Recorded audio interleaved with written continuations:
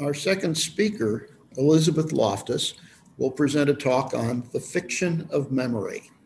You'll hear much more about Professor Loftus after her talk, for she will be then presented the Supes Prize in Psychology. For now, I'll just say that among cognitive scientists, Elizabeth Loftus's research has had the strongest and most important impact upon society. Beth, and I say that not as a derogatory comment to a woman, but because she's a good friend, received her PhD from Stanford, took faculty positions at the New School in New York and the University of Washington, and then moved to the University of California at Irvine, where she is now distinguished professor and member of the Psychological Science, Criminology, Law and Society, Cognitive Science, and the School of Law. She studies human memory. Her experiments reveal how memories can be changed by things that we experience, that we rehearse after the fact, and that we are told. Elizabeth Loftus was elected to membership in the APS in 2006. Again, you may enter questions in the Q&A link at any time. Beth, the floor is yours. Thank you, Bob. So I'm going to share my screen. And hopefully you can see my PowerPoint. So I'd like to talk about memory. And of course, memory is something that's pretty important to all of us. Without it, we wouldn't know how to get up in the morning and make the coffee, or where the car keys are, or how to even drive the car. It usually serves us pretty well, but it also can create problems. And so I want to pose this question to all of you out there. Do you think I could make you remember something that didn't happen? Could I make you remember that as a child you were attacked by a vicious animal if it didn't happen? Could I make you remember that as a teenager you committed a crime and it was serious enough that the police actually came to investigate? Could I make you remember that a week ago you played a card game and you cheated in the card game and you took money out of the game bank that you weren't entitled to take? Could I make you remember these things? Could I pour these ideas into your mind and make you remember these things that never actually happened to you? And, I find a lot of people say, no way you could make me remember something like I was attacked by a vicious animal if it didn't happen. But we'll see how you feel in another 16 minutes or so. Because I've been studying memory now for many decades and typically do so using a couple of different experimental paradigms. So one of the paradigms is called the misinformation paradigm. And what happens here is that research witnesses are shown some kind of event, maybe a simulated crime, a simulated accident. And after that event is over, they're exposed to some post-event information, some new information, sometimes misleading information. And then finally, our witnesses are tested to see what they personally remember about the event that they previously saw. And so, for example, in many of our studies, we've shown people simulated accidents and afterwards exposed them to some misleading post-event information. And here are some of the things that happen. In one of my earliest studies, we showed people an accident where a car goes through an intersection with a stop sign before running over a pedestrian. And with post-event suggestion that it was a yield sign, not a stop sign, we get lots and lots of people to believe and remember they saw a yield sign at the intersection, not a stop sign. In other studies, we've taken people who are undergoing a naturally stressful event. In some of these studies, for example, they're soldiers who are going to survival school, where they will learn what it would be like for them if they're ever captured as prisoners of war. And in the survival school studies, they experience about a 30-minute, very aggressive, hostile, arousing, upsetting interrogation. And later, these soldiers are exposed to misinformation about that interrogation, and many of them adopt the misinformation. They misidentify the person who conducted the interrogation, and they even remember objects in the interrogation room that did not exist. And so what we're seeing here is something that is now referred to as the misinformation effect. This is kind of a cartoon graph of that effect. You expose people to misinformation, you put them in that misled condition, and it depresses their memory performance. But after scores and scores of studies on the misinformation effect, which, by the way, I want to emphasize is important, because out there in the real world, we encounter misinformation in lots of different ways. We get misinformation when we talk to other witnesses, when we're interrogated by somebody who's got a hypothesis or an agenda and communicates ideas that might not be accurate. We can pick up misinformation when we are exposed to news coverage about an event where maybe somebody's interviewed who conveys some mistaken details. All of these provide an opportunity for people to acquire misinformation and have it contaminate or distort their memory. But we went on to then explore what I think is an even more extreme memory problem. We began to see a situation where people were going into therapy. Maybe they had one kind of problem. They were depressed, they were anxious, but they come out of this therapy after certain questionable therapeutic techniques are used, believing and remembering that they were severely traumatized as children, that perhaps they were mistreated horribly by their parents or by other individuals. Sometimes they end up with pretty extreme, rich memories of being forced into satanic rituals and being forced to endure animal sacrifice, baby breeding, baby sacrifice. And despite the fact that the FBI has investigated hundreds of these accusations and not found credible scientific, corroborating evidence for these kinds of claims, still these individuals cling to what are probably false memories. So this is the kind of thing that we wanted to study, but this old misinformation paradigm where we could readily change memory for the details of an event that somebody did experience just wasn't going to cut it. We needed some kind of different paradigm for studying these rich false memories that people were developing. And so we created something called the rich false memory paradigm, where there's no event to begin with, but we just ply people with suggestions about the past, and then we test them to see what they remember about their childhood or even their more recent past. So one of the first studies that we did using this rich false memory paradigm was a study in which we plied people with suggestion that when they were 5 or 6 years old, they were lost in a shopping mall, they were frightened, they were crying, they were ultimately rescued by an elderly person and reunited with the family. And I could talk more about how we planted this suggestion.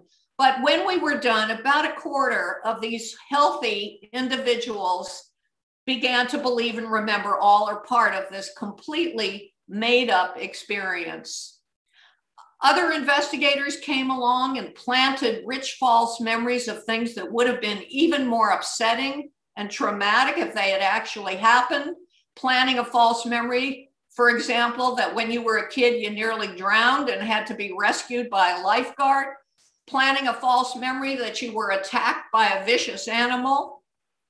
And that particular group in Canada succeeded with about half of their sample of research witnesses.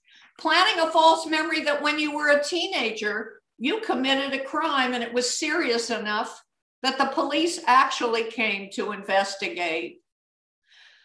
A meta-analysis was published recently involving scientists from Britain, Canada, and the United States, asking just how often in these rich false memory studies do these suggestions work and lead people to develop false beliefs and false memories. They gathered information from 423 individuals who had been subjects in these studies.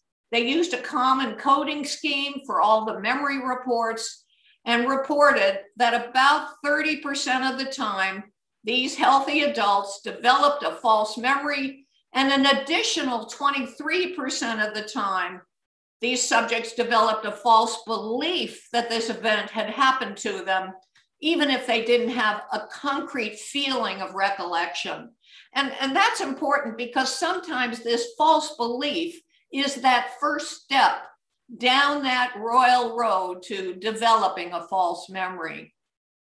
We and others have used other techniques, sometimes ones modeled after what was going on in this questionable psychotherapy, to plant false memories in the minds of ordinary people, guided imagination or dream interpretation or hypnosis, or exposing people to other people's memories, or just plying them with false information. A little more recently, we got interested in this question.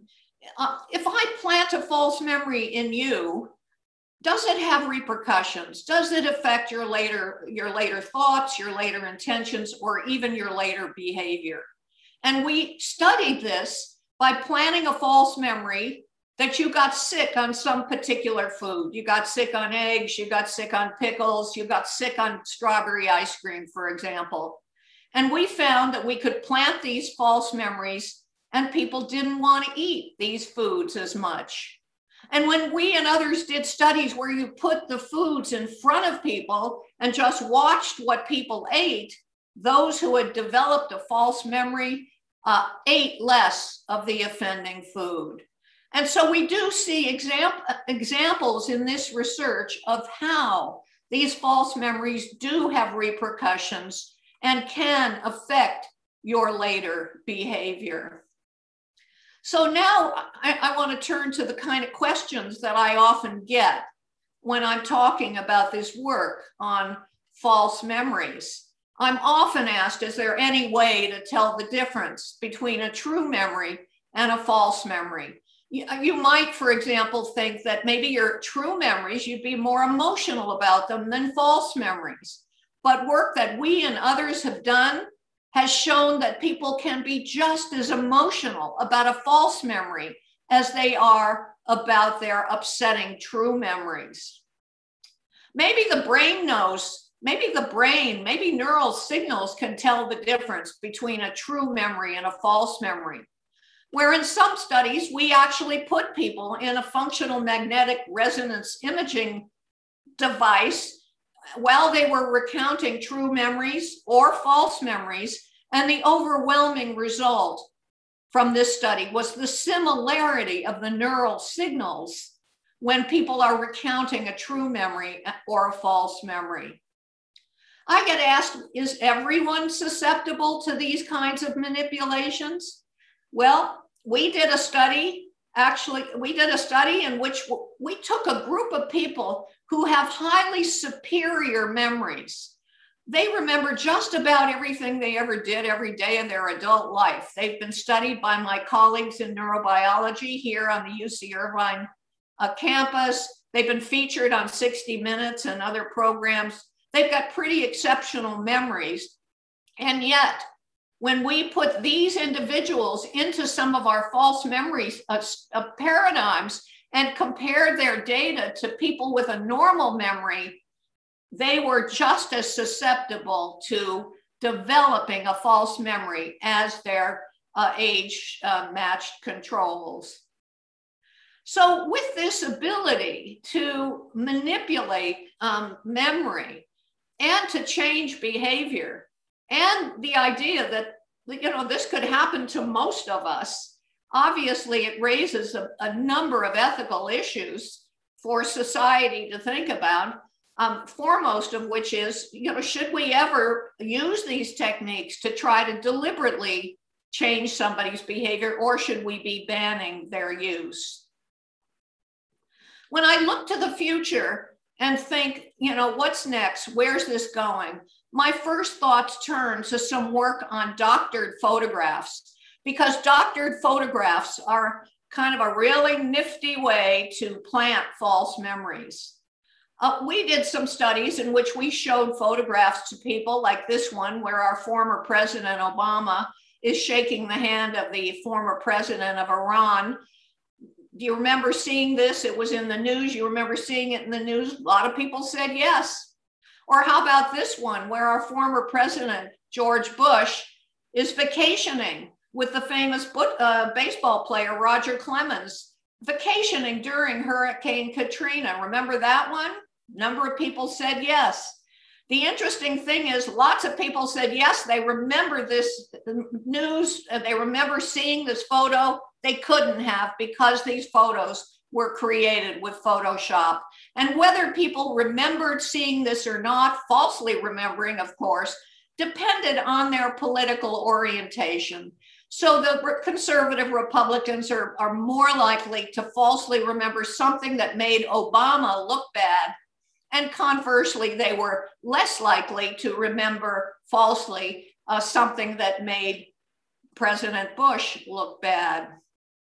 More recently, in collaboration with some Irish memory scientists, we've planted false memories in the form of fake news in the minds of voters in Ireland's abortion referendum. We planted false memories that particular groups had done something illegal in creating campaign posters. And I'm not going to walk you through these data, only to tell you that many people fell for the fake news, remembered seeing these made up posters, and whether they did so depended on their pre-existing biases. So the pro-choice people were more likely to falsely remember something that made the pro-abortion people look bad, and vice versa, also true. As we get better and better with deep fakes, the ability to create, using computer technology, to create a video of anybody saying or doing anything you want them to do that looks so believable, I think we're going to see a new power in using deep fakes to create false memories. And so this news item that came out recently, the headline of which "Fake media is coming for our memories," is particularly apt. So I did ask you at the beginning, could I make you remember? Could I pour these things into your mind, these memories of things that didn't happen, that you were attacked by a vicious animal as a child, or that you committed a crime as a teenager that you didn't commit, or that you cheated a week ago and took money from the game bank? All of these have been planted in the minds of ordinary, healthy adults in recent experimentation on this topic. So I leave you with this one take-home message. If I have learned anything from now 5 decades nearly of working on these problems, it's this: that just because somebody tells you something, they tell you something with a lot of confidence, they tell you with a lot of detail, they show emotion when they tell you about their experience, it doesn't mean that it really happened. You need independent corroboration to know whether you're dealing with an authentic memory or one that's a product of some other process. And I think such a realization might have been helpful to the many individuals who were wrongly convicted, found to be innocent, but convicted of crimes they didn't do based on faulty memory. I think such a realization has helped me be a little bit more tolerant of the memory mistakes that my friends and family members and even I might make myself. Most recently, just a few weeks ago, I had an experience recounted in a New Yorker profile that was just published just a couple of weeks ago, in which many of my friends and family members and even enemies were interviewed about their memories, and their memories contradicted my memories. It's quite uncomfortable when that happens. But I do have to say, in a number of occasions, independent corroboration confirmed which of those memories was actually the authentic memory. And so I end with this Salvador Dali quote for those fans of Salvador Dali. He famously said, "The difference between false memories and true ones is the same as for jewels. It's always the false ones that look the most real, the most brilliant." If I could meet Sal, which, I can't now, he passed away, but maybe sometime in the future, I would say, you didn't get it quite right, Sal. It's not the case that the false ones look the most real, the most brilliant, but it is the case that the false ones can look just as real, just as brilliant. So thank you for listening, and I look forward to any questions that anyone might feel like asking. Thanks, Beth. That was wonderful. It was I would say perhaps the second scariest talk I've ever heard at the APS. The first one was when John Barry spoke in November 2019 about the likelihood that we would soon experience a pandemic. And of course, he was prescient. Oh, wow. I didn't hear that one, but that was prescient. Maybe you're in a tie with him or something like that. But let me ask a question from Marion Goldsmith. And she asks, after planning false memories during studies, how do investigators deal with the subjects who accepted them so they understand what happened during the study and understand the nature of the false memories or information and counteract potential repercussions?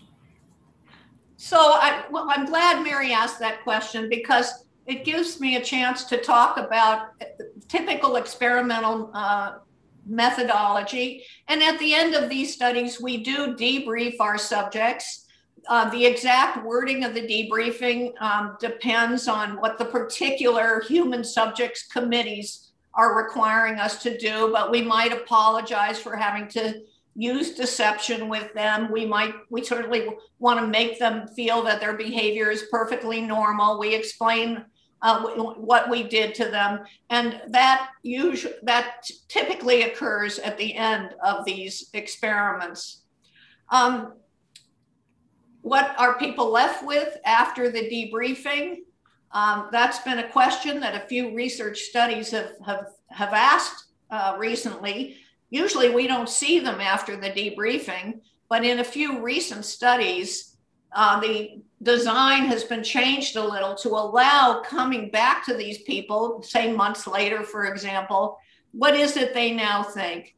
And it does seem as if sometimes there's still a little bit of fiction floating around. There may still be some people who think it was a yield sign and not a stop sign. But there are also some benefits that have been suggested. People get more interested and knowledgeable about memory. In one study, it even has a kind of protective effect, and they become a little more resistant to a future attempt to manipulate them. So that's our beginning guess about how to take these memories away and what happens after that phase of experimentation. So Karine Carol Kimla asks, how does the effectiveness of misinformation depend on the way in which it's presented? That is to say, whether it's presented in words and which kinds of words, or in pictures or videos, or what sort of medium?